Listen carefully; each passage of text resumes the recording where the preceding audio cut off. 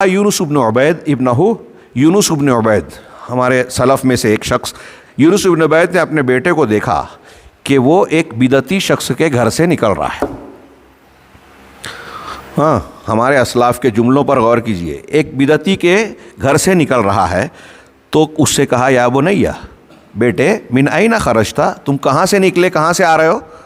قال من عند عمرو بن عبید، تو کہا کہ عمرو بن عبید۔ یہ عمرو بن عبید کون ہے؟ معتزلہ فرقے کا بانی، دو لوگ ہیں، اس میں سے ایک یہ ہے، واصل ابن عطا اور عمرو بن عبید۔ تو کہا، یہ سب شرح السنہ ہی کی عبارت چل رہی ہے، امام بربہاری نے نقل کیا یہ، کہ حضرت یونس ابن عبید نے اپنے بیٹے کو دیکھا کہ ایک بدعتی کے گھر سے نکلا۔ وہ کون تھا؟ عمرو بن عبید معتزلی۔ کہا تم کس کے گھر سے نکلے آئے؟ کہا عمرو بن عبید کے۔ تو اب جو بات کہہ رہے ہیں وہ کہہ رہے ہیں کہ قال یا بنیا لئن اراک خرجت من بیت ہیتی احب الی من ان تلقاہ بقول اہل الاہواء، کہ اے بیٹے اگر میں تم کو کسی مخنث سمجھتے ہیں آپ لوگ؟ مخنث سمجھتے ہیں؟ مرد اور عورت کے بیچ والا کیا بولتے ہیں؟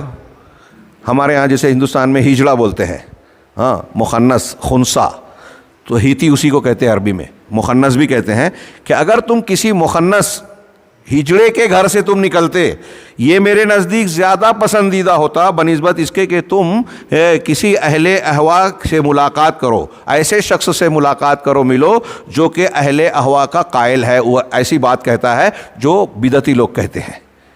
شیخ نے امام بربہاری نے اس قول کو نقل کیا اور اس کے بعد تبصرہ کیا۔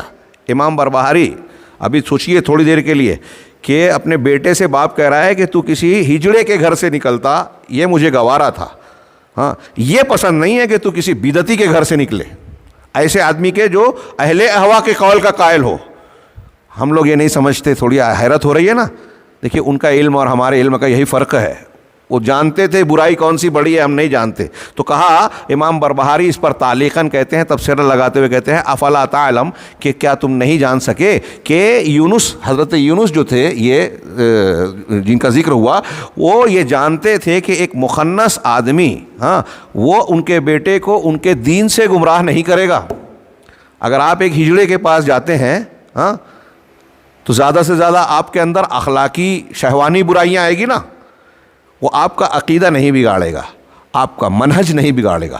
تو کہا کہ یونس یہ جانتے تھے کہ یہ ہیتی جو ہے مخنث، یہ ان کے بیٹے کا دین نہیں خراب کرے گا، لیکن صاحب بدعت اس کے دین کو بگاڑ دے گا، یہاں تک کہ وہ کفر تک پہنچا دے گا، کافر بنا دے گا، کفر میں مبتلا کر دے گا۔ سمجھائیے سلف کے علم کی گہرائی کا اندازہ لگائیے۔ ان اقوال کو نقل کرنے کے بعد شیخ کہہ رہے ہیں فحذر اہل زمانے کا خاصتاً وانظر من تجالس وممن تسمع ومن تصحب، لہٰذا اپنے زمانے میں خاص طور سے تم ہوشیار رہو۔ آج کے امام بربہاری اپنے زمانے میں کہہ رہے ہیں، ہم آج کے زمانے میں دیکھیں کہ آج ہمیں ضرورت ہے، کہیں بھی دین کے نام پر کوئی کام ہو رہا ہے، کانفرنس ہو رہی ہے، کلپ آ رہی ہے، سننے نہیں لگنے کا، اپنے بچوں کو اس کو سننے نہیں دینے کا، اس کتاب کو پیش نہیں کر دینے کا۔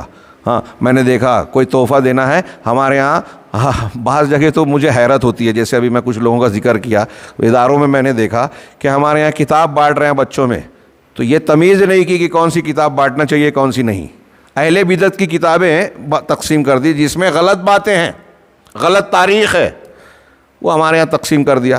یہ لوگوں کی آج جہالت اتنی عام ہے، سلف کہاں ہیں ہم کہاں ہیں، دیکھیے کہ وہ کتنا باریکی سے اس کا لحاظ کرتے تھے۔